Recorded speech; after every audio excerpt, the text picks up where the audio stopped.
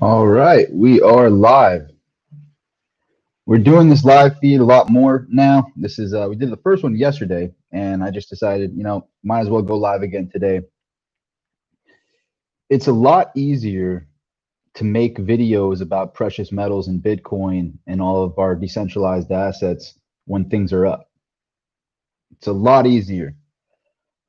When it's down, when you have an off day like we're having now at this market open here, granted, we really will see the real effect in the morning with precious metals, but Bitcoin is pulling back pretty heavy right now, and precious metals are pulling back pretty heavy right now.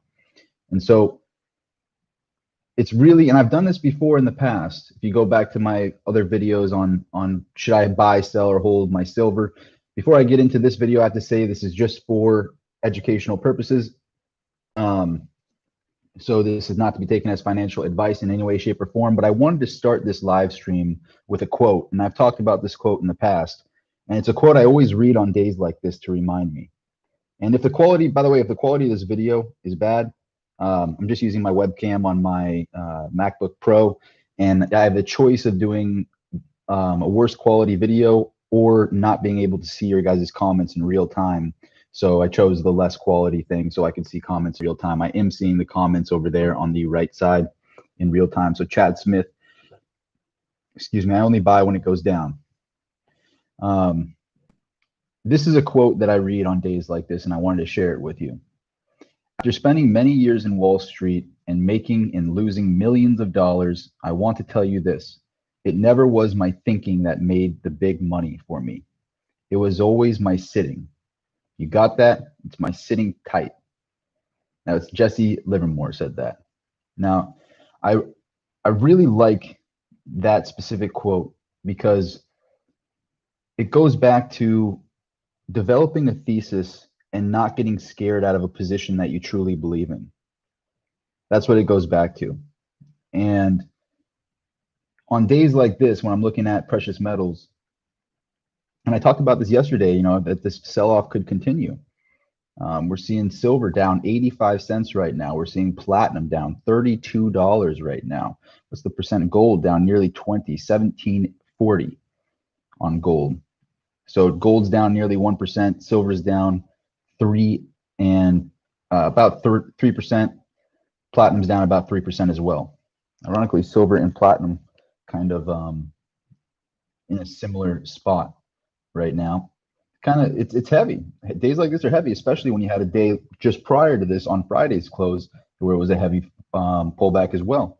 And then you're also looking at Bitcoin. Now, Bitcoin is in a little bit of a different space because it's had its extreme run up, and we should be expecting some sort of blow off the top a little bit here with Bitcoin. So if you pull up the monthly chart on Bitcoin, Bitcoin at the beginning of the month was 17 grand. So to see it pulling back like this, it's still up double since the beginning of the month. Or it's a double from 30 days ago, rather, not the beginning of the month. We just started January. So what I want to talk about in this is what's very striking to me is that the dollar index has risen up 11 cents, and it is now at $90.41 on the dollar index. It had crashed under 89 and had some multiple down days, and then all of a sudden, with all these things going on right now, with everything going on right now, the dollar index has risen. Are you buying that? Are you really buying that? See, the most money that I've ever made myself, and a lot of big time Wall Street guys, a lot of investors, is when you're just sitting on your hands and you maintain your thesis. When you sit on your hands, you don't let some big player out there, whatever is the powers that be, shake you out of a position that you believe in. Like I said, it's easy to make videos when Bitcoin's up and be like, Bitcoin's up, I told you so. Silver's up, I told you so. Gold's up, I told you so. In the longer term, we're all up, but in this short-term period here, we're seeing this pullback. Just because silver has fallen doesn't mean you're going to be able to find silver at that price. Just because you see gold falling doesn't mean you're going to find gold at that price. If you see platinum, most specifically with platinum, if you see platinum falling, the premiums are going to be going up on platinum. Silver and platinum usually, and that's why you see a 3% drop there, is because the premiums skyrocket when it falls. So to actually own the physical asset is much different than what you see on the ticker there. It's important to develop a thesis and develop your own 30. I like to do 36 months, so 3 years. Develop a 3-year thesis and stick to that 3-year thesis. And right now, I don't know about you. I don't know about you, but I'm hard pressed to believe after literally printing gold's market cap in 1 year.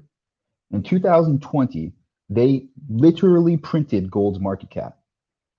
Think about that. Really wrap your mind around that. 10 trillion. That 10 trillion then went and trickled down into the commercial banks that happened to have the interest rates drop to zero so they could give out unlimited loans on that 10 trillion. When you get your $1,200 check, where do you go deposit it? Say now it's going to be a $2,000 one. Where are you going to go deposit it?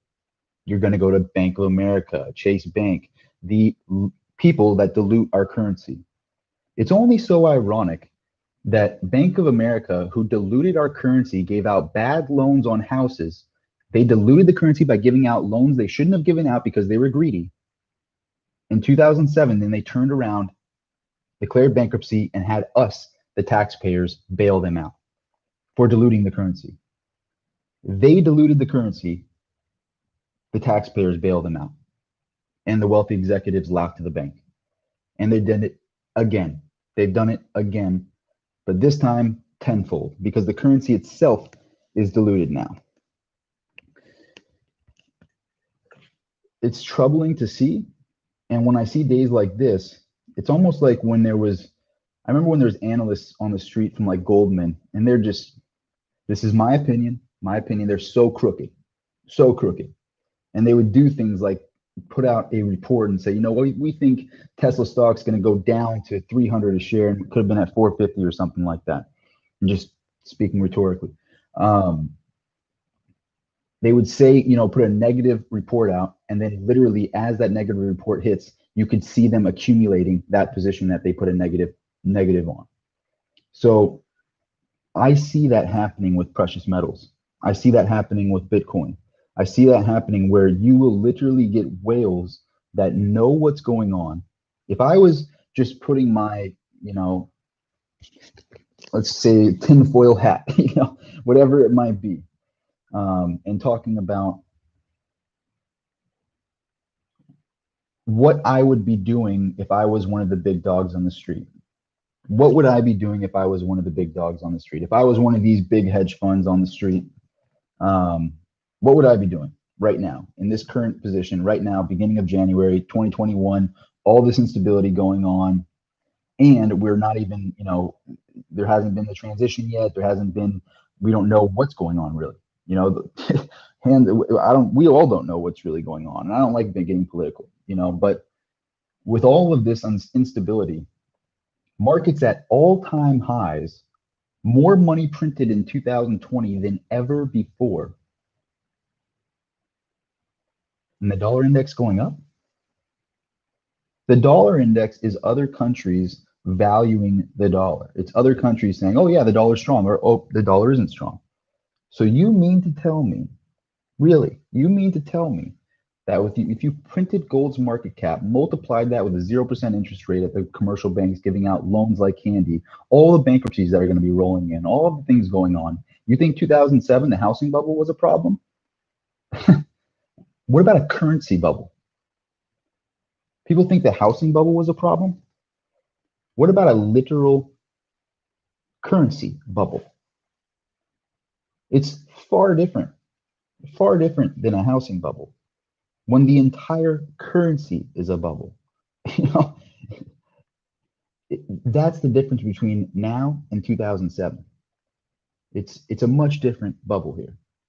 And I would be hard pressed to think that the big dogs on the top don't know this.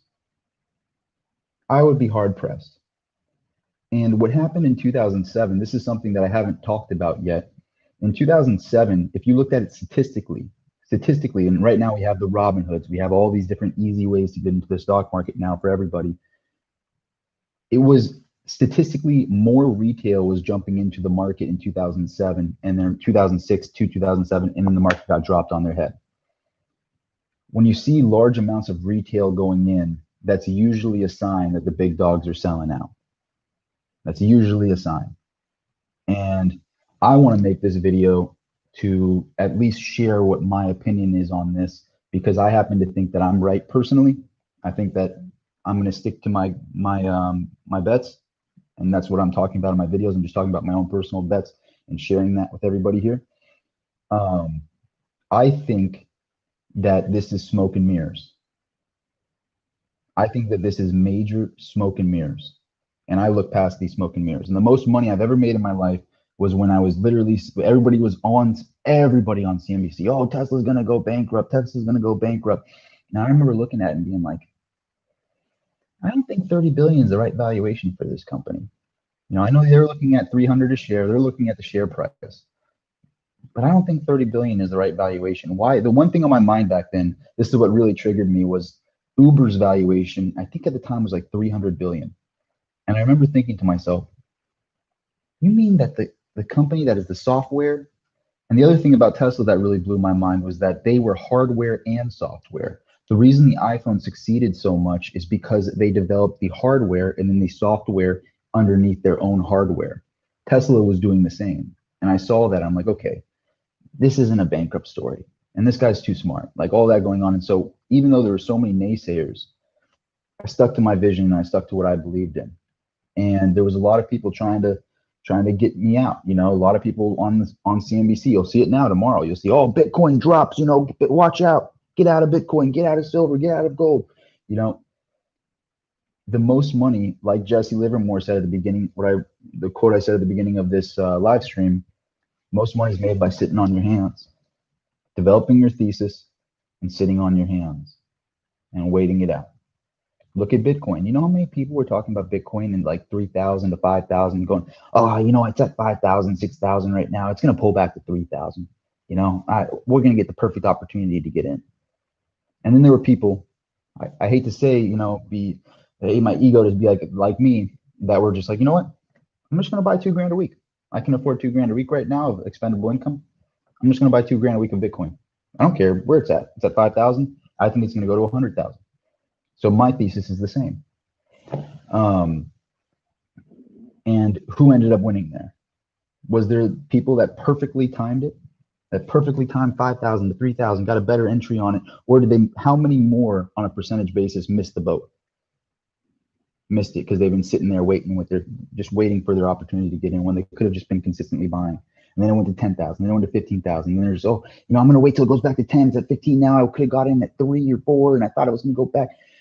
That consistent strategy is what really makes money. And silver and platinum, they just really haven't had their run yet. They really haven't had their run yet. So I'm big on silver and platinum. Gold is my 4th position, which is odd. Most people put gold number 1, then silver, then maybe platinum, then Bitcoin. But me personally, I have kind of a unique spin on it where I'm silver number 1, platinum number 2, Bitcoin number 3, gold number 4. Those are my decentralized assets. That's where I park my money personally.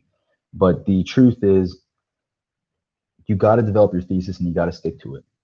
You got to develop your thesis and you got to stick to it. We're going to do I'm going to do some Q&As over here on the right. I'm going to answer all of these. I see all you guys' comments over here. What's up, TR? What's up, Dave George? He's holding his Bitcoin. I'm with you. Not selling my Bitcoin. People who say Bitcoin is going to fall don't realize that something that went up from 11 cents to 42K doesn't just go away. It's very true. It's very true, Dave George. You know, times like this, weak hands get shook out, and strong hands end up making a lot of money if they can sit on their hands. And like I said, it's hard. It's hard to get on when you're somebody that is big on this. You guys know I have my money where my mouth is. You know, I know there's a lot of guys on YouTube that are these talking hands. I always joke about them, but there's people that are just flip-flopping back and forth. And, oh, it's time to sell your silver today. This is what you do with your silver now. Do this now. If you see that in the title, if you see do this now in the title, don't do that. If you see that, if you see those title videos where they're like, do this now, it's like, No. Calmly sit down, develop your thesis, and stick to your thesis. And watch out for those channels because they're looking to get a rise out of you. The one of the things with YouTube is if you watch the video all the way through. So at the beginning of the video, they're going to say some sort of thing to get you stuck on that video and watch it all the way through because you want that click-through rate. You want people to be able to watch the video all the way through. That's why if you smash that like button on this video, it really helps it rank better on the YouTube. If you want to hit this like button, would appreciate it. But watch out for those clickbait videos where people are, especially in times like this, when we're going through a pullback. That's when you want to watch out. Um, you got to watch out for those channels because there's so many, and this includes CNBC, this includes all the TV networks and whatnot. You got to watch out for that drama because drama, nobody makes good decisions from a place of drama.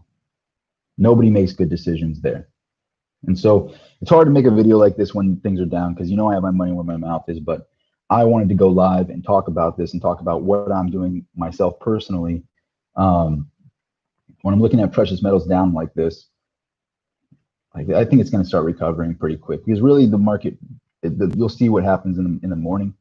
But realistically, silver's still at 24.70. It's still just barely under 25. So it's kind of had a good run here, especially since the beginning of the pandemic when it had that initial plunge. I'm looking at it and I don't see it. To me, when I'm looking at that, I look at 24.70, I see an 80-cent drop, I see a $31 drop in platinum, and I think to myself, nice try. Nice try. You got the smoke and mirrors up. Nice try. That's genuinely the first thought that goes through my mind when I look at that. I look down at it and I go, yeah, nice try. Trying to get me to sell cheap. That's cute. It's painful. You don't want to see that. But just because silver is at 24.70 doesn't mean I'm going to sell you my silver for 24.70.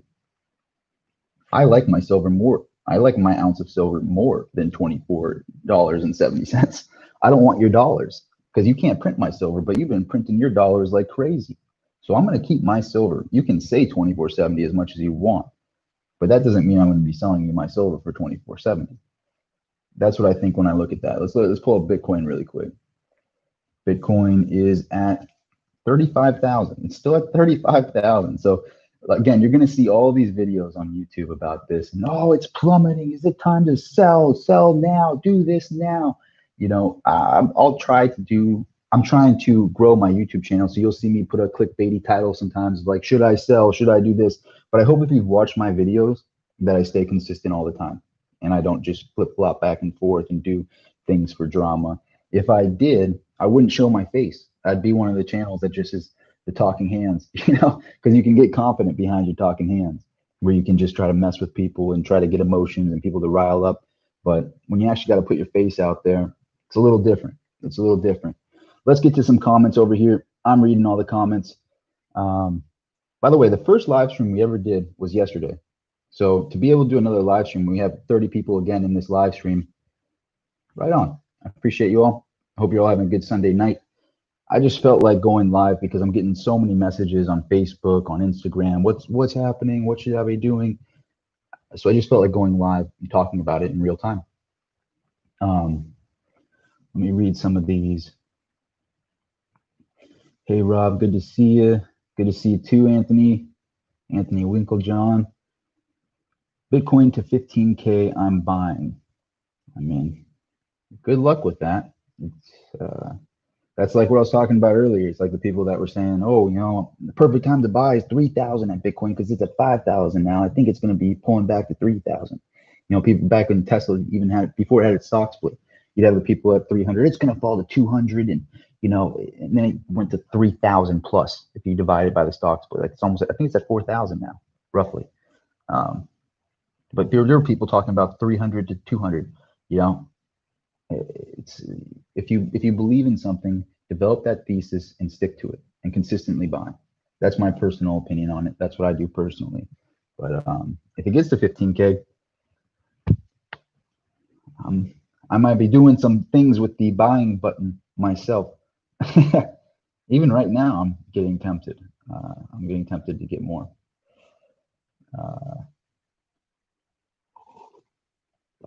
Let's keep it. Chart doesn't say nothing. Chart doesn't say nothing. If you get into the technical stuff, I can't have any of that. I hate the technicals, especially short-term technicals.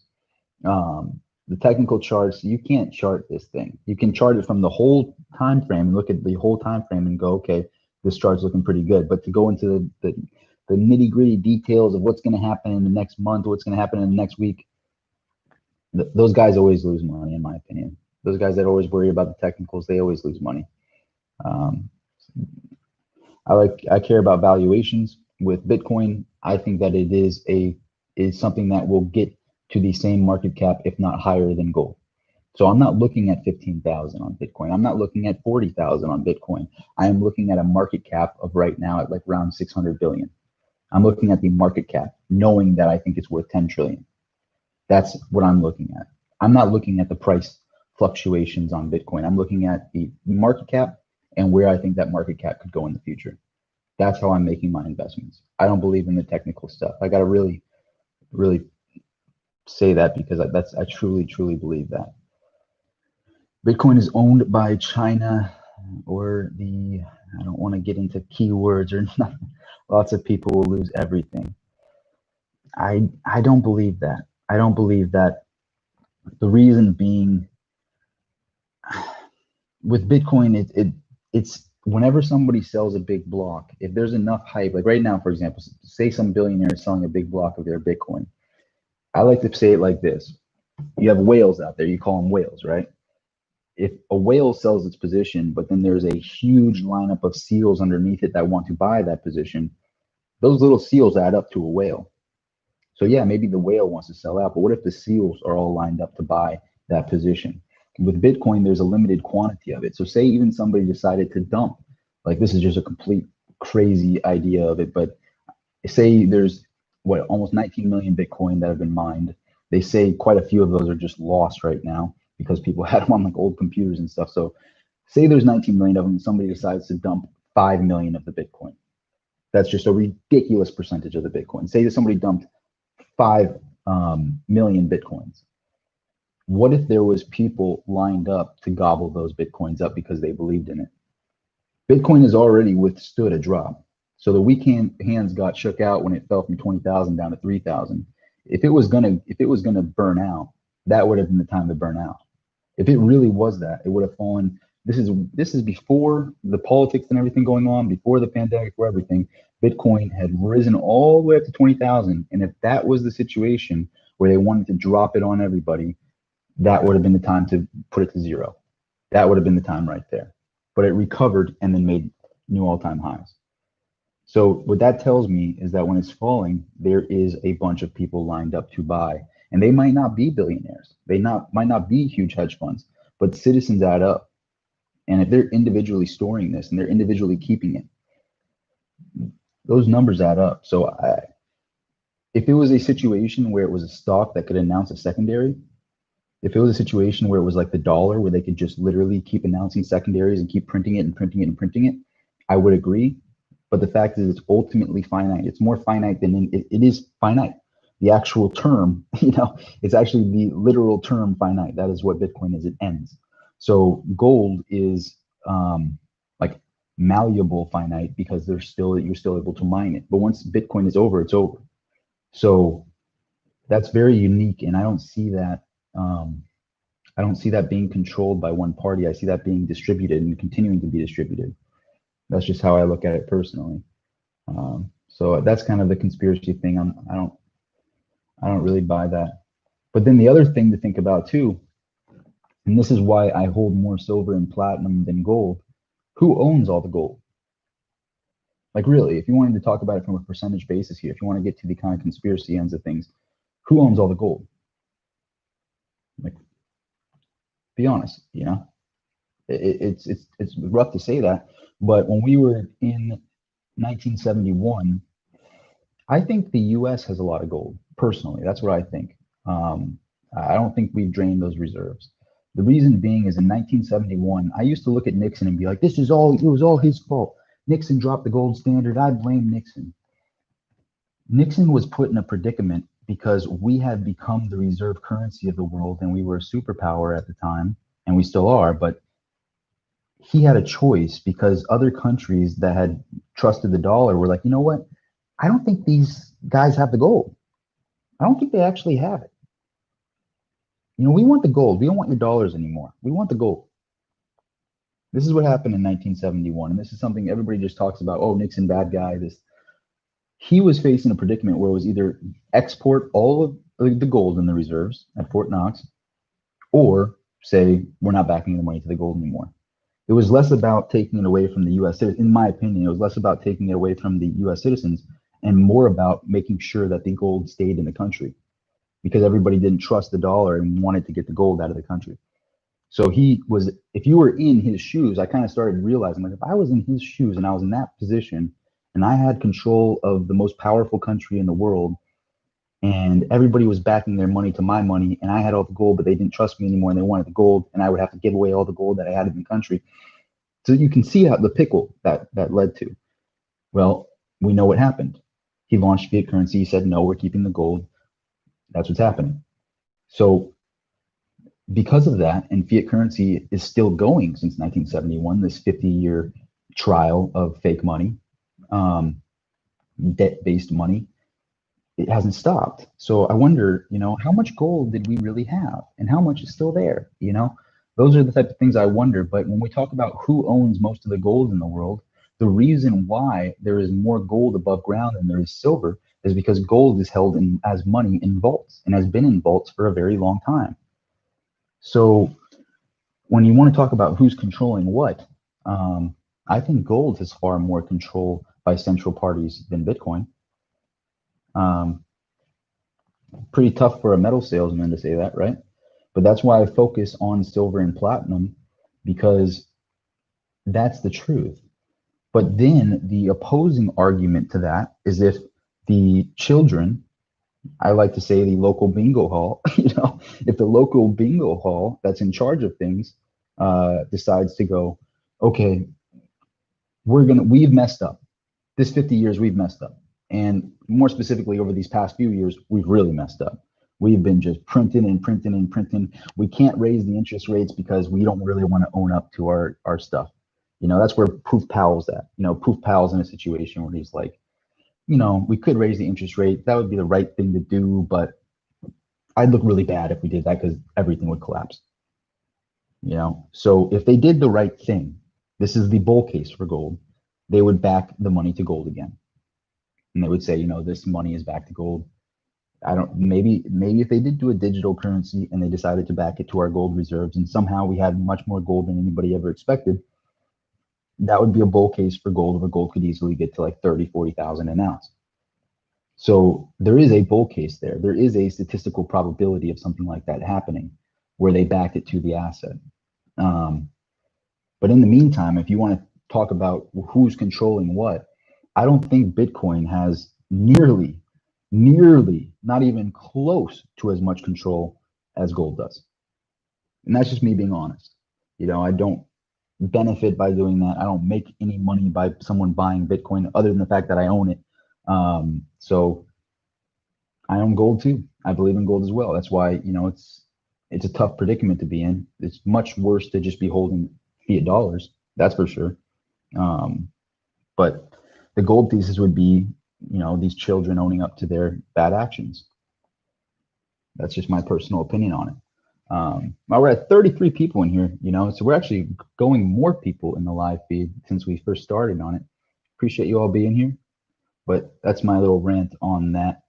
But I'm still reading these comments. What about mining stocks? I don't do mining stocks because it's just pure speculation. That's why I make fun of Peter Schiff, by the way. I make fun of Peter Schiff because he is buying very speculative positions in mining stocks, but he is not willing to call Bitcoin an interesting speculative play. It's like he's just so caught up in this one thing that it's like, have you ever been, I'm not calling him a liar. I don't think he's a liar. I think he genuinely believes this, but there are some kids out there, somebody that could get pot committed to something, you know, pot committed to a lie or whatever it might be, and they just won't give it up no matter what. It's to the grave, you know. And for Peter Schiff, Bitcoin is a zero to the grave for him. It doesn't matter where it goes. It's zero to the grave. So it makes me kind of skeptical that he is so anti-Bitcoin, but he is in speculative mining stocks that you don't know if they're going to be able to mine at a profit, find these metals in the ground, where you could just buy the actual physical metal that's undervalued. So no, I don't believe in mining stocks. I think it's a gamble. I think it's every bit as much of a gamble as Bitcoin, if not more. That's my opinion on that. Let's keep going through this. I'm a buyer, so I don't mind it going. Wait, mine the right spot. Mining stock. There we go. Platinum, silver, gold, copper. If you don't hold it, you don't own it. For metals, I agree. Me too. Anthony agrees. Salary Bitcoin is mined in China because energy is dirt cheap there, and that's it. That's very true. And they do it in like these cave operations that are very cold. The computers, they get extremely hot, so you don't want to be doing a mining operations like somewhere tropical like Florida or something like that, because it's extremely hot and the computers don't run well when they're hot. So they have these crazy mining operations in very cold places. It saves them a lot of money on electricity. Rhodium. Rhodium is a wild card. I've heard that they're using it in like screens for certain things for like iPhones and whatnot. In certain devices, like they're using it for some sort of layer of the screens in certain technology devices. So there's a couple of different speculative things with rhodium. I have to do more research on it, but it really is it's the Bitcoin of metals. It's like nobody's looking at it. It's like the overperforming stepchild of metals. Nobody's looking at this middle child. And it's like, you know what? I've been performing like crazy, and none of you are talking about me. It's like the middle child of metals. That's what rhodium is. But it's true. It's been this like crazy outperformer, that just is like, I've been trying to impress you guys for a long time, and you still won't talk about me.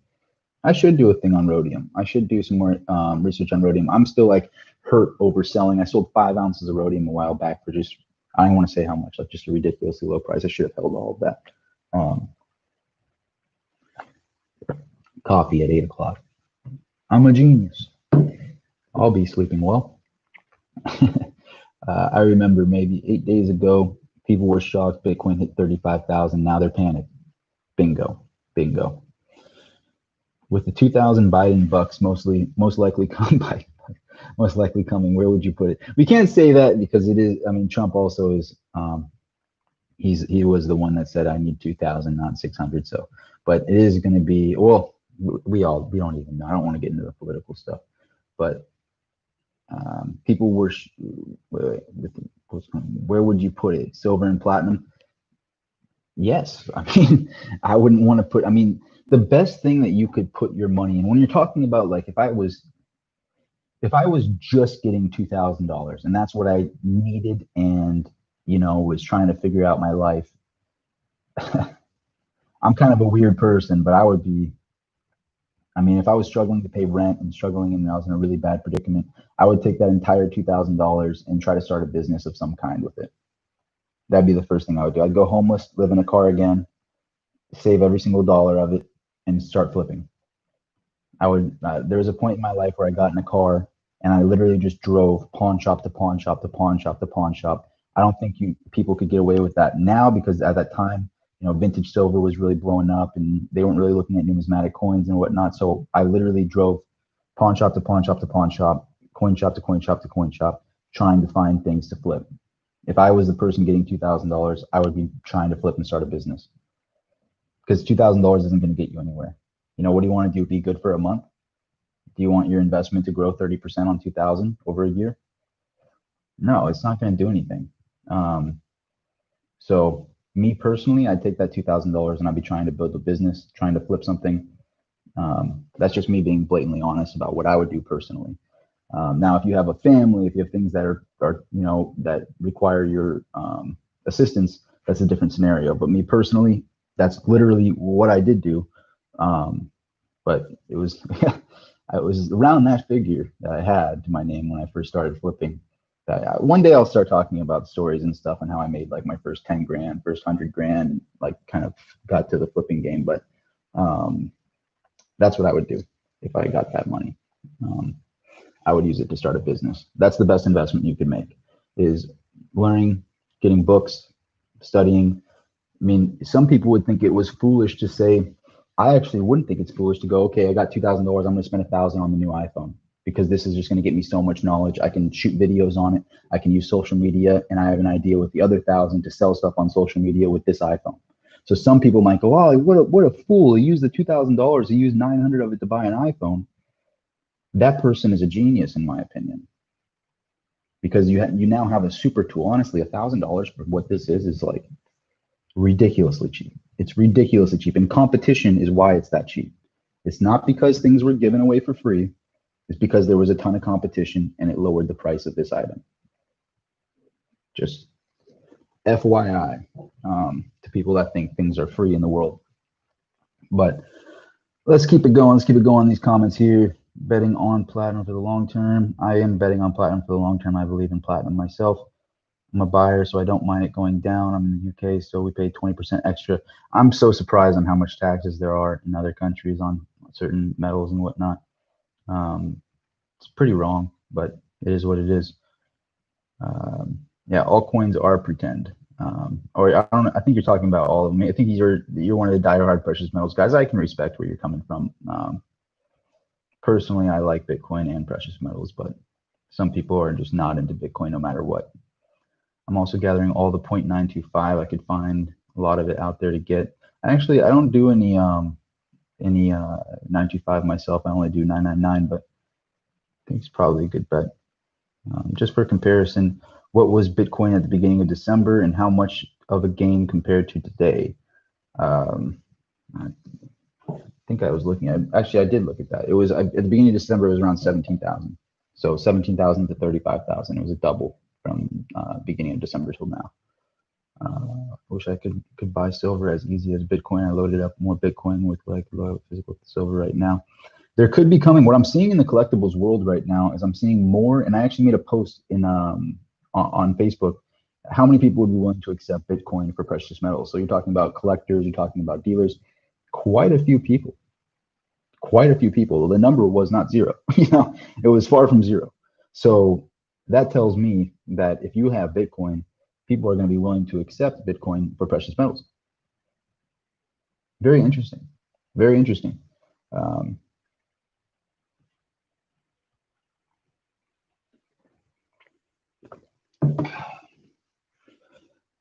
All right, let's get to more of these comments on here. You're assuming anything in charge trades.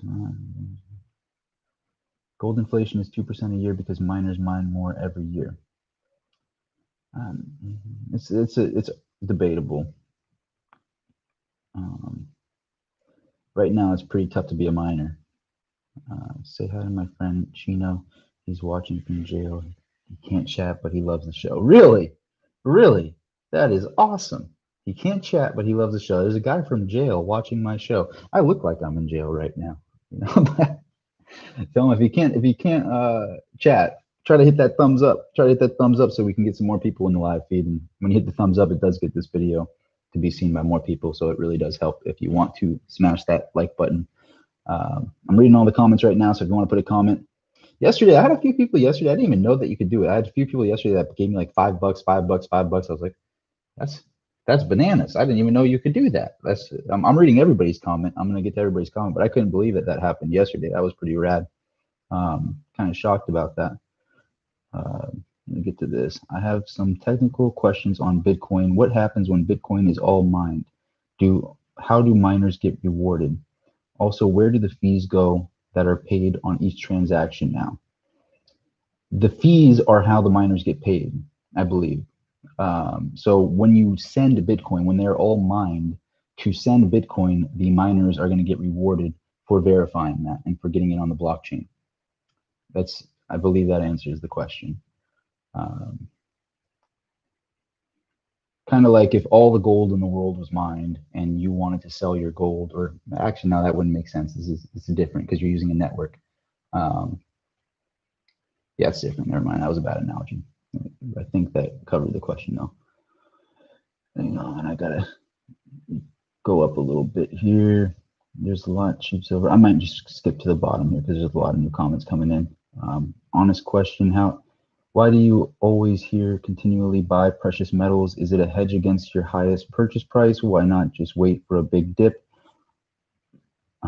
Or is it, did you don't miss it taking off? Yeah, it's your initial question is it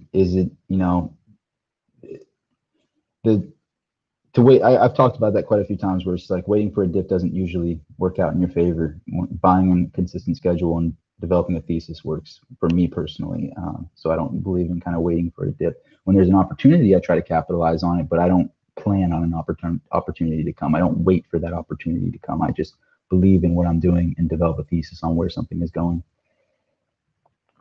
Old school proves to hold down no matter what. Silver in your hand to barter, trade, and cash in. I agree to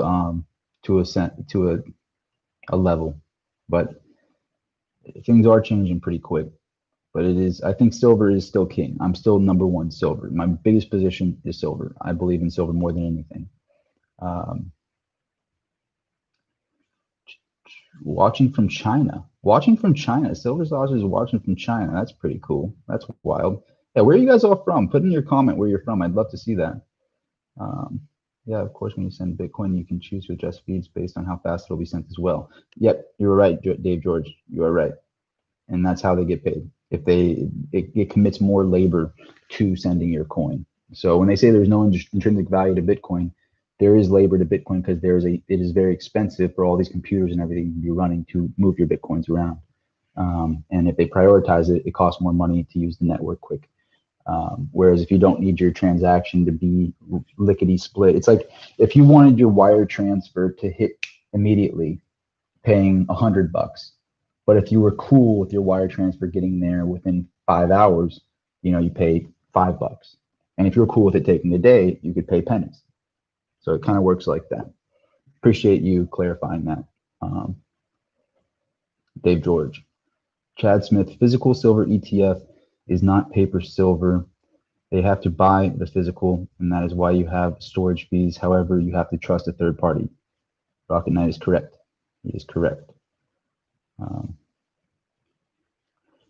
Back-to-back live stream, sweet. Yes.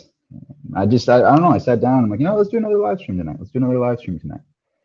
Am I in a vault? I think I'm in a vault 24/7. So whether I'm sleeping in one, whether I'm working in one, I'm around vaults all day.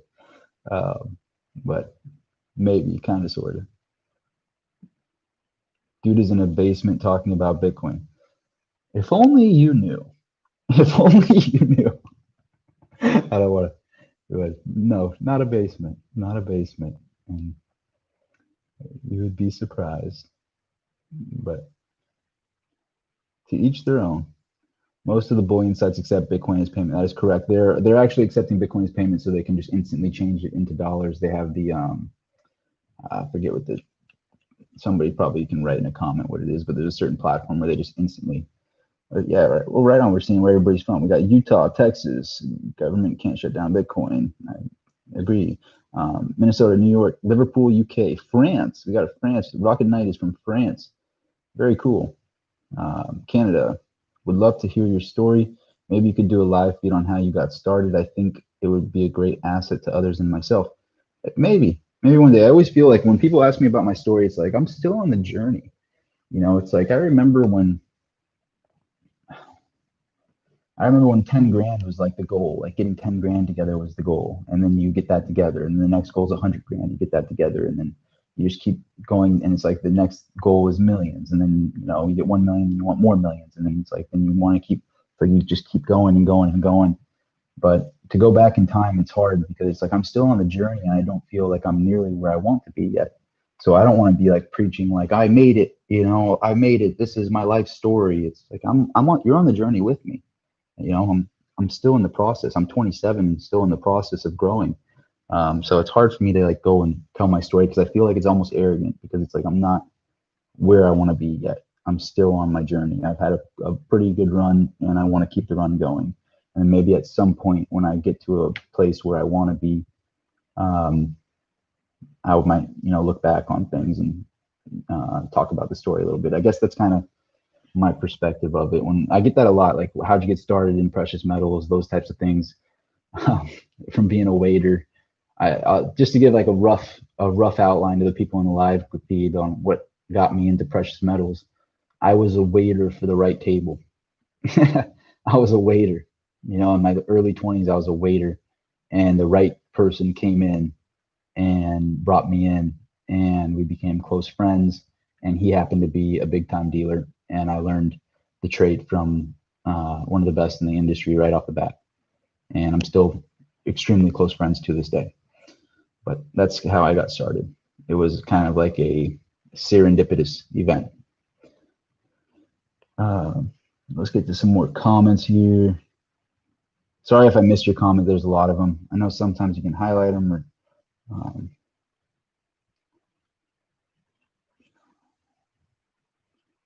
if I miss your comment, just maybe try to write it again or something. Sounds like a great journey. Keep on going. Appreciate you, man. Thank you, Anthony.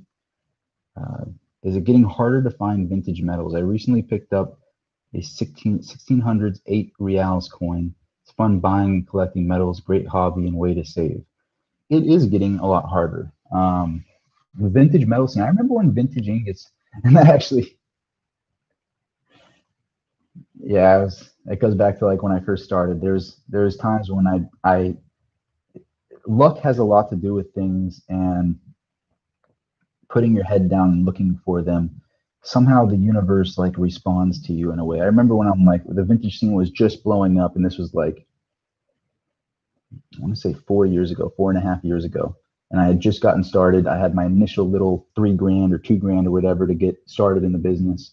And I'm like, you know what? I'm going to find all the coolest stuff that nobody knows is cool yet. I'm just going to go for it. It's just in my mind. I just said, this is going to happen. And I had found 4 vintage assay bars. And now these are impossible to find now that vintage has blown up so much. But these were like San Francisco Mint assay bars. And I'd found them in a pawn shop of all places. And these bars were literally worth $3,000 a bar. And if you can put the pieces together, they didn't know it was worth that much. I did. I bought them. That was one of the biggest flips of my life. So is it out there? Maybe. But it's getting, because the scene has been growing so much in vintage collectibles, it's getting extremely hard to find things like that because people are eBaying and seeing what things are going for. So it's very hard and few and far in between. But that's how I started. I kind of saw an opportunity there, and I just hit the road. I remember going state to state to state to state, just traveling around and just trying to find stuff. Just anything that I could find that I could make 10% on, anything I could find to make a big flip on. And then it's all about hitting singles, and eventually when you're sitting there hitting singles, you eventually hit a double. Sometimes you hit a triple. Sometimes you hit a grand slam. Sometimes you hit a regular homer. But that's really the goal, is just to keep hitting singles on what you're doing. But yeah, I think vintage is definitely getting harder to find, and I think it is growing. The collector base is growing in vintage. So Rob, should I sell? It's like, did you watch anything in this whole live feed? Did you watch anything in it? No, I don't. I think that, I can't say, I'm not giving financial advice. It's just what I am doing with my own money, but I am not selling. Just because they say silver is a little bit under 25 doesn't mean, I'm going to sell it under 25. No, I'm not personally selling. Is it getting hard? As I just answered that. Also, XRP was acting like a security. I'm not a fan of XRP. I remember everybody was talking about XRP, and I'm not a fan. I'm only Bitcoin. I accept precious metals for my rents on my rental properties, so I could get a ton of vintage stuff that way. Could be the move. Let me know, because I'm always buying. Shoot me a DM. I'm always happy to help. Even if it's just to appraise stuff, shoot me a DM. I started stacking in like August last year. I spent a couple grand in metals. I came across Bitcoin again and had to get in for a few bills. Very nice, very nice. What's up, Famer7? Famer7, I remember you were in the feed yesterday. What's up, man? At what price point would you be tempted to start selling silver? That's a good question. That's a really good question. It's not like, the thing about my silver position is, it's not like I would sell my silver position. I could sell some of my silver position and hone that position into something else. It's like as a collector, as an investor, I consider it starting with like a dull blade. And when you get your collection put together, you're always honing that blade. Some of the top collectors I know in the country, they are always honing their collection. They're always selling off some part of their collection to hone it in on a different part of their collection. Maybe they're getting more bullish on gold, or they want to get big into St. Gaudens gold coins, or big into lib cap gold coins. Maybe they want to get big into silver and they want to get into some smaller silver. It's like they sell off part of their position to hone it into a different place. So if I was to sell my silver, maybe over 50 an ounce, I would start moving some, like maybe even if it was over like 35, 40, I would move some of it, but I would maybe move it into platinum, or I would move it into Bitcoin. If wherever asset is low at that time in comparison to that one, I'd be selling some to move it into a different one that I thought was a good buy. So I would never be like, it's all gone at a certain price. Right now, I genuinely, in my heart, believe silver should be well over 50 an ounce. It's ridiculously underpriced, and there's so much use for silver. It is such a great industrial metal. For it to be this low in price is completely unrealistic. It's completely unrealistic. It's just a big Twilight show. A lot of smoke and mirrors. So like I said, it's hard to do these videos when it's down and be able to keep a straight face and tell you, you know, I'm staying calm. Obviously, I don't like to see what I'm seeing, but at the end of the day, it's not going to change my thesis and what I'm doing with precious metals. But I hope, I guess I kind of rant sometimes, that I hope that answers what I'm doing with my silver position, I guess. Small start, but it's a start.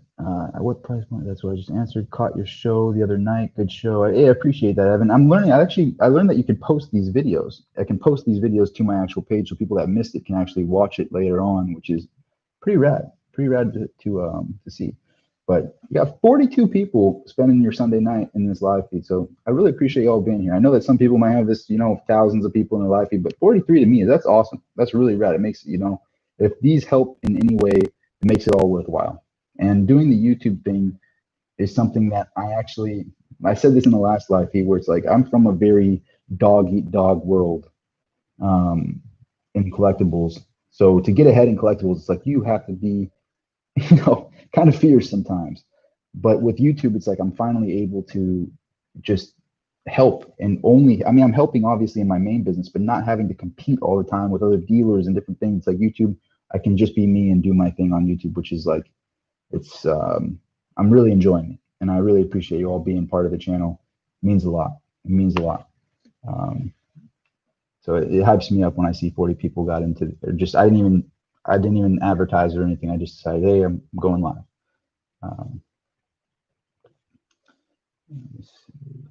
Looking at the comment, being in China, if you want any Chinese coins that you can't get in the USA, let me know. I can get very interesting. Shoot me a DM on Insta, at Rob Sultan on Instagram. Same, exactly same as on YouTube. I'm stoked that I was able to get that on Instagram, at Rob Sultan. I think I started the Instagram like 2 months ago or something, a month and a half ago. So I think there's like 600 something people on there, 700 people. So pretty rad. But if you haven't gone over to the Instagram, at Rob Sultan on Instagram, I'm doing some exclusive stuff over there, and it's easier to get to me on the DMs. I get back to them usually like every Monday morning. When I get into work, I usually start looking at the DMs and whatnot, and emails. Humble beginnings. I like small streams. Right on, man. Right on. Yeah, I mean, building a YouTube channel from scratch is the hardest thing to do in social media, I think. Because there's so many YouTube videos out there, and to actually make content that is worthy of being watched, I guess, is extremely hard on YouTube. So it's taken me about, I started the YouTube in July, so what is that, almost 8 months now or something, 7, 8 months to get to where it is now. So I might not, there's other channels, there's the Talking Hands channels out there that have their 15,000 subscribers or whatnot, or hundreds of thousands of subscribers, but I'm stoked on where things are with the YouTube page, and it's been super humbling that it's grown as much as it has. So I'm just stoked on where it is right now, and I'm really excited about growing it. It really amps me up a lot. Let's see, Rob or anyone in the chat, do you have a favorite place to buy silver in Canada? I don't, because I'm in the US. But it seems Canadians do have a pretty good amount of places to buy precious metals. Very hopeful your input plus other opinions can equal great knowledge over time. Teamwork, brother. Hey, right on, Anthony. Right on. Gold, silver, and Bitcoin all went down together, whereas stocks and the dollar is getting a little strong. Any thoughts on this? That's what this whole video has been about. But to recap a bit, I think it's smoke and mirrors. You know, it's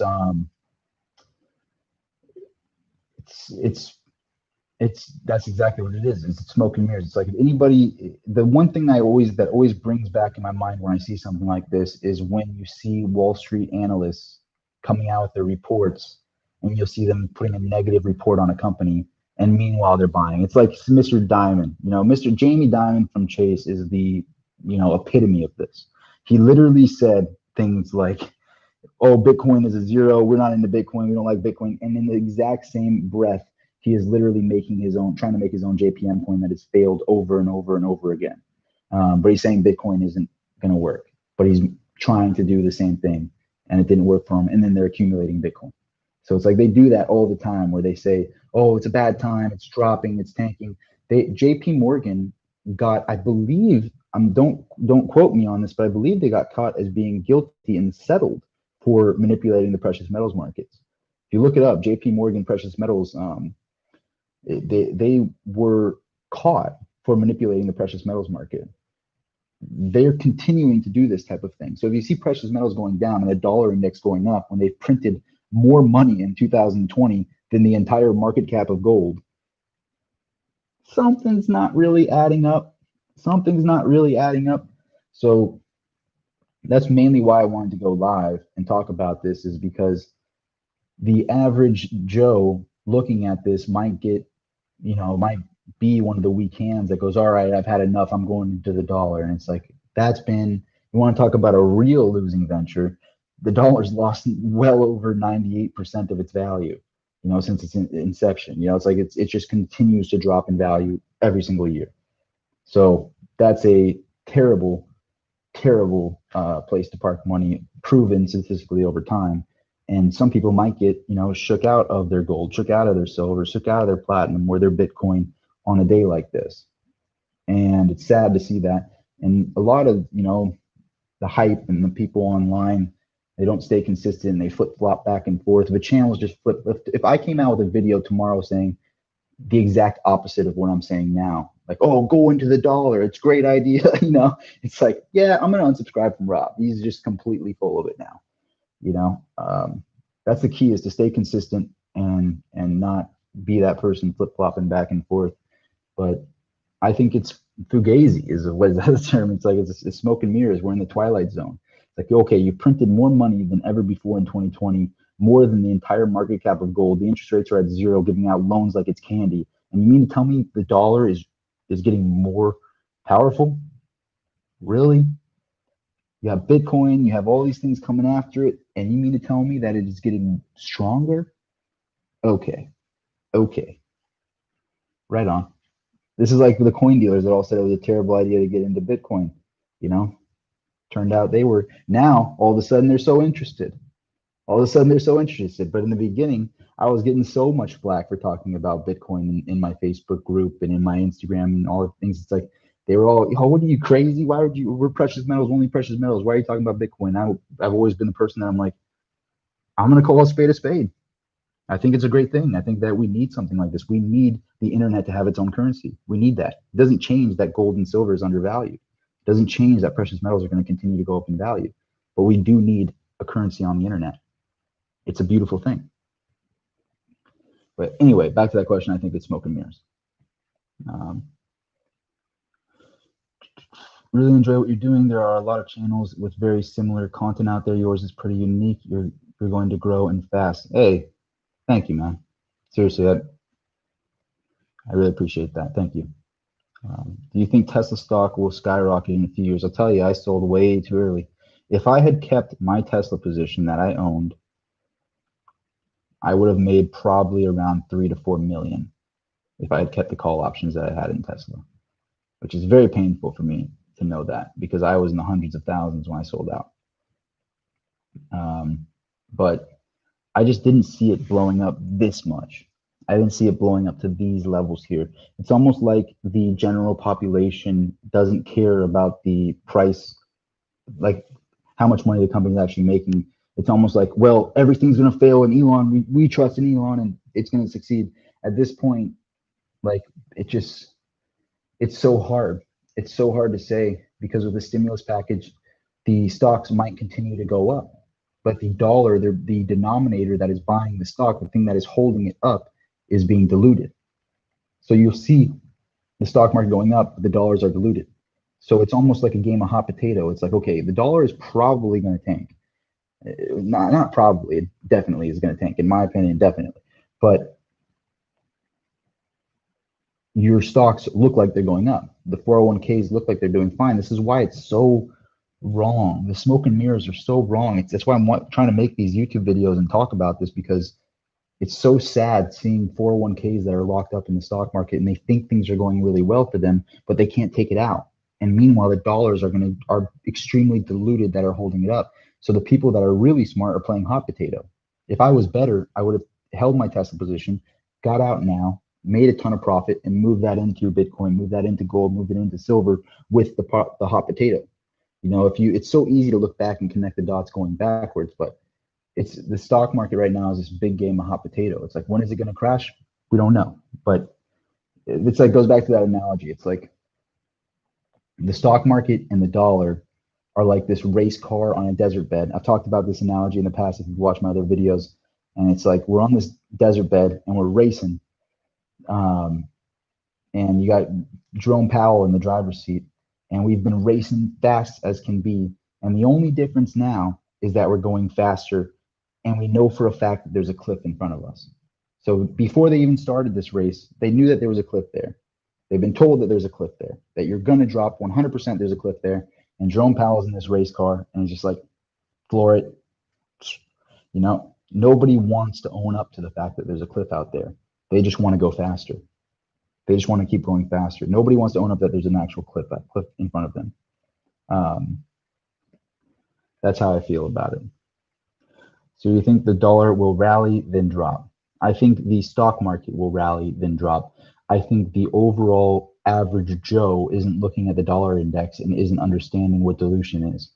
I think so. Right now, the blinders are on for the average Joe, and they don't really understand that the dollars have been diluted. They just see it's like the types of people that see Tesla stock at, you know, what's that, 600 or 700 now, and don't realize that they did a 5-to-1 stock split. It's those people that are in the stock market as a larger whole right now. I think that they don't even understand that the stock is actually, if it's at 700, is actually trading at over 3,500 because they had this 5-to-1 stock split. But they're just like, oh, it's at 700. But they didn't understand that the valuation, that the market cap now is dramatically different because of a 5-to-1 stock split. There's a lot of that going on with the stock market and the dollar, in the same sense, where they don't understand the principle behind the dilution of the dollar and why that rises the stock market. They just see a stock going up. They just see a number on a screen going up. They don't understand the underlying principles behind the stock market going up, if that makes any sense. I think that there's a lot of that, and the smart players right now, that's why the timing right now to see Bitcoin have a bit of a pullback and to see precious metals way more falsely suppressed than Bitcoin. Bitcoin is not capable of being manipulated as much as precious metals, because obviously JP Morgan has already been caught for manipulation of precious metals. They can't really manipulate Bitcoin. They can get it to go down a little bit, maybe. They can maybe manipulate it in a smaller sense, and that might be what we're seeing right now. That might be what we're seeing right now with this little bit of a pullback. But in the meantime, Bitcoin has gone from 3,000 within a year, from 3,000 to over 30,000. We'll just say over 30,000. Last time I checked, it was 35,000. I don't think that it's very interesting to see that Bitcoin is not capable of being manipulated in the same way as precious metals. So what I think happens, my thesis is still the same. If you go back to my video after this one and you go back to the endgame strategy video that I did, I still have the exact same thesis where I think Bitcoin is actually leading the way for precious metals. The people in precious metals should be thanking Bitcoin and saying, thank you. We really appreciate what you've done, Bitcoin. Because at the end of the day, Bitcoin, whether you believe in it, whether it doesn't work, whether whatever you think about Bitcoin, people that didn't think about decentralized assets, people that didn't think about fiat currency are now thinking about it and are now researching and are now passionate about it because of Bitcoin. You've got to tip your hat to them. If you're in the precious metals world, I believe all of us can agree on that there is way more knowledge about the gold standard, about fiat currency, about all these things due to Bitcoin. I was one of the lucky few that was the waiter for the right person that taught me about gold and silver, right? But if that crazy scenario of serendipity didn't happen in my life, Bitcoin might have gotten me interested in fiat currency, interested in why we have fiat currency, interested in the gold standard, learning about the dropping of the gold standard in 71. All of those things might have come into my life if I started researching the Bitcoin. And now you're seeing, the social media influencers and all the different people out there talking about Bitcoin. And when I say social media, I mean like the vloggers and the models and the things like that aren't even in finance, but they're now talking about finance because of Bitcoin. And they're sharing that to their following about this. And they're talking about, why does Bitcoin exist? Well, Bitcoin exists because we don't really trust the fiat dollar. Okay, well, what is the fiat dollar? Okay, well, it used to be back to gold. It's like that conversation is happening because of Bitcoin. And I don't think anybody is really talking about that. I think Mike Maloney kind of copied me because he came out with the video after I did about this. But I kind of believe that Bitcoin is something that all precious metals stackers should be saying, thank you. Thank you. You have exposed this. You are helping expose this, and you are helping us pop this big fiat currency bubble and move it into our decentralized assets. I really feel that way about Bitcoin. JP Morgan did get fined for manipulation. That is correct. Famer7 verified that. They've actually been caught multiple times. I agree with you on that as well, it's crazy. So if you see a day like this dropping, it's almost like, what perfect timing. After everything that's happened, we're really supposed to believe the dollar index is going up, and we're really supposed to believe that the stock market is going up. But what happened in 2007? Let's really study the history. In 2007, you had more crowds, you had more Robinhood traders jumping into the market, and then the market gets tanked on them, and we go into a major recession. This time, it might not be a recession, it might be a Great Depression.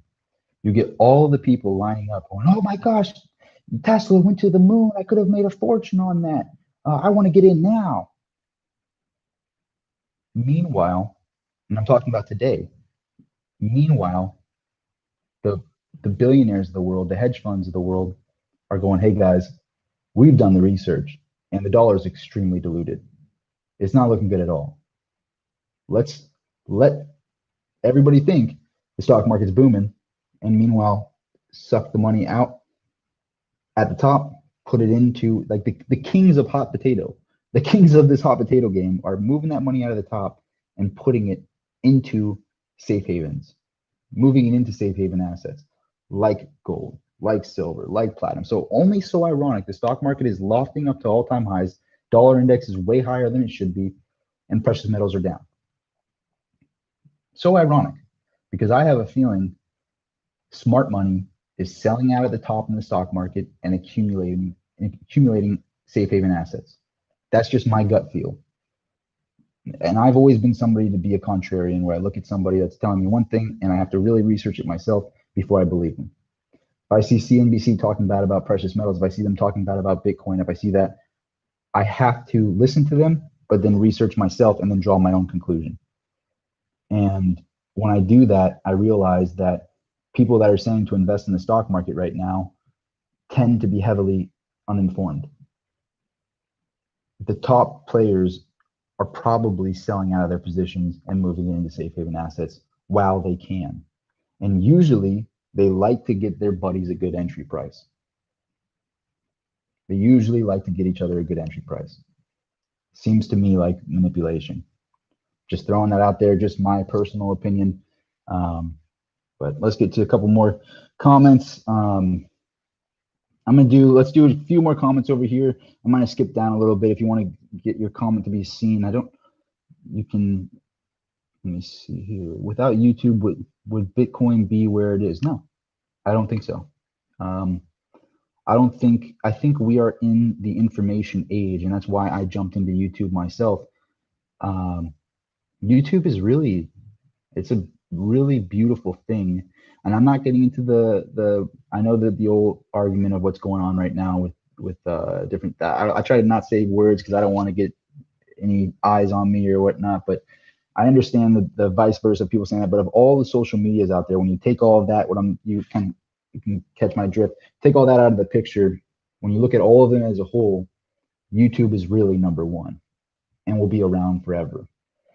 Uh, I don't see anybody that look at that Spotify deal with Joe Rogan. How many of us in the Slack feed? 41 people, right? I haven't watched a single episode on Spotify. And people gave me some flack about making that video about Joe Rogan. It's like, it's true. Who's going over to Spotify? I haven't watched a single video on Spotify. Not one. This whole time. I only watched the little clips that he posts on YouTube. It was a terrible idea. Terrible idea. It was just a money grab. I always say that with Joe Rogan. If it wasn't a money grab, then he would have just made joerogan.com and said, I'm sick of people, telling me what to do. I made my own website. But really, that's a big lie. He just did a big money grab. When he says that, I see that as a big lie. Because truthfully, if you wanted to really have your own thing with no puppeteer in charge, you would have done your own website. It's not very hard to post videos to your own website, especially when you're a millionaire, like multi-millionaire like him.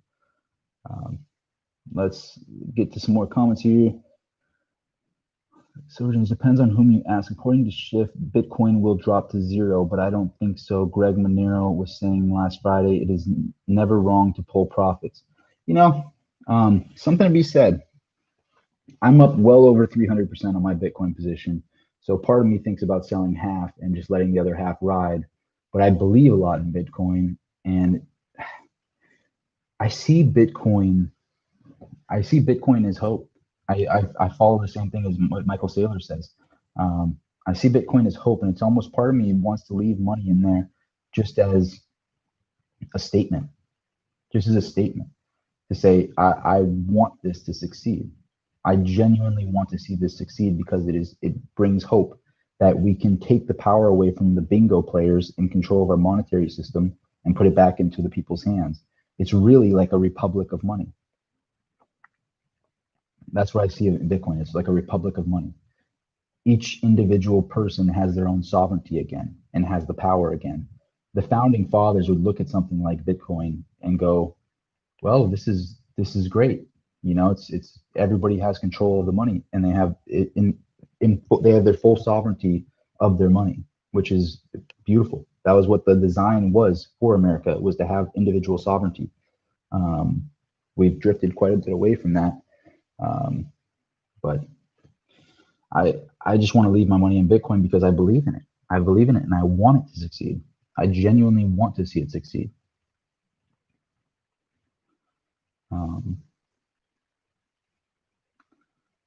Never seen anything on it. No point selling Bitcoin. No guarantee you will ever be able to buy more. That's where I am, Famer7. I'm literally on that. I commented on one of your videos saying I was waiting for a pullback to buy some Bitcoin, was waiting for 20K, but then that was old news when it hit 30K, ended up nibbling tonight. So that's, I think you're smart to just buy consistently.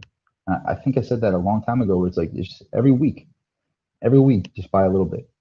I think I bought $500 worth at like 41,000, It's like, I got an extra $500, I'll move. And that's why I think Bitcoin is going to continue to go up, because people can just impulse buy it now. I have this extra money in my PayPal, might as well get some Bitcoin. Oh, I got some extra money in my Cash App, might as well get some Bitcoin. It's become more of an impulse buy, and the barrier of entry has dropped tremendously, while the information on Bitcoin is at all-time highs. Really interesting situation that we're in right now. I'm from Germany, and I'm interested in how.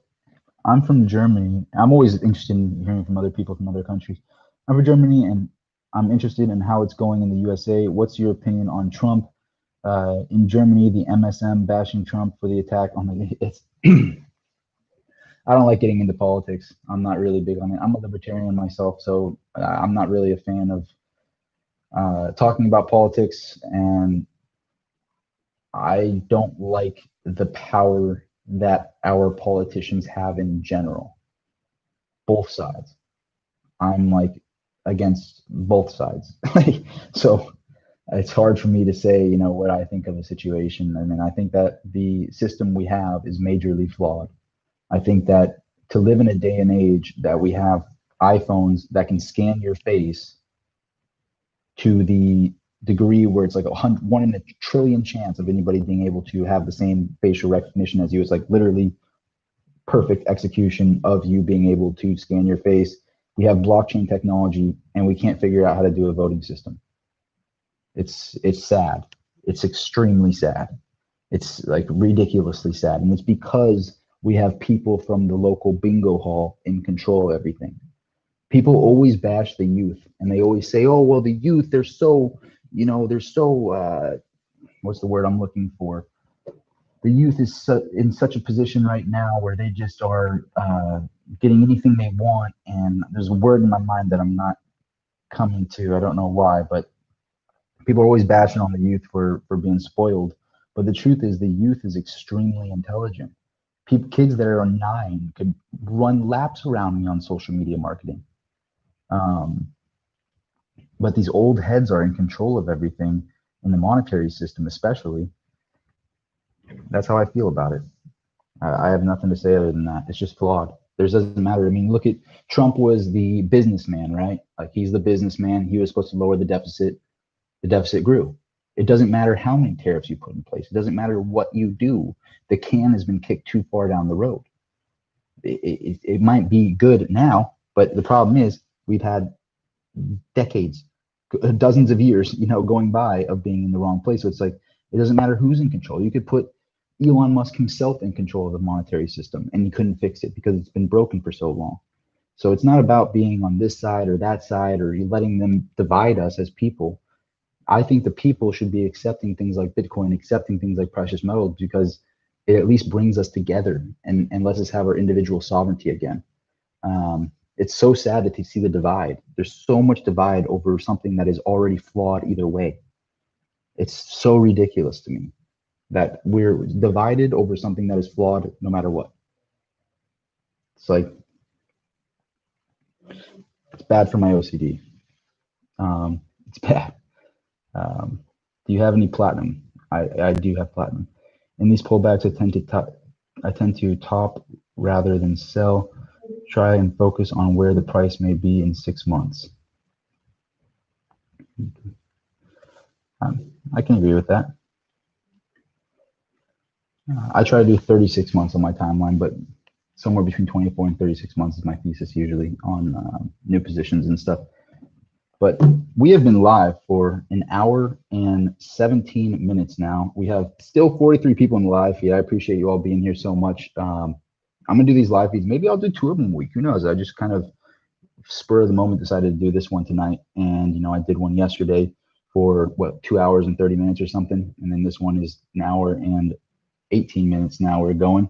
But yeah, I agree, Austin. Smash that like button. Help this video be seen by more people. I'm going to post it onto the page. So if you're just tuning in right now, you can watch the entire hour. I just am going to post this on the page. But yes, if you smash that like button, it does really help. If you want to follow my new Instagram at Rob Sultan on Instagram, I'm accessible over there. If you want to DM me, I will get back to you. I try to get back to all the DMs on Monday morning when I'm doing all my emails and everything.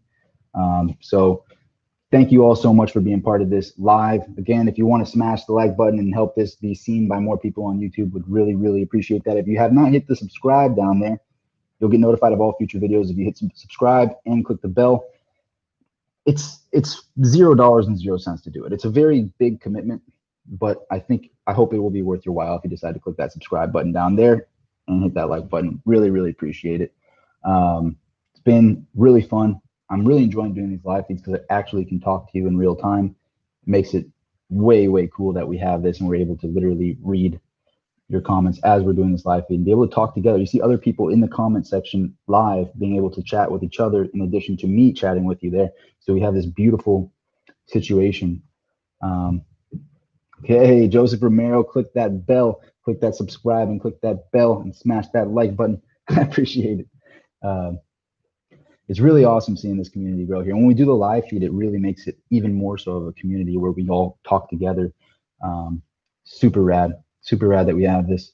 And we are a very unique crowd right now to be able to be contrarians in this environment, where everybody is on their Robin Hood and going into the stocks and saying this is the thing to do. To be able to be a contrarian and look at it from a different perspective, very interesting. And I really appreciate being able to talk to like-minded people here.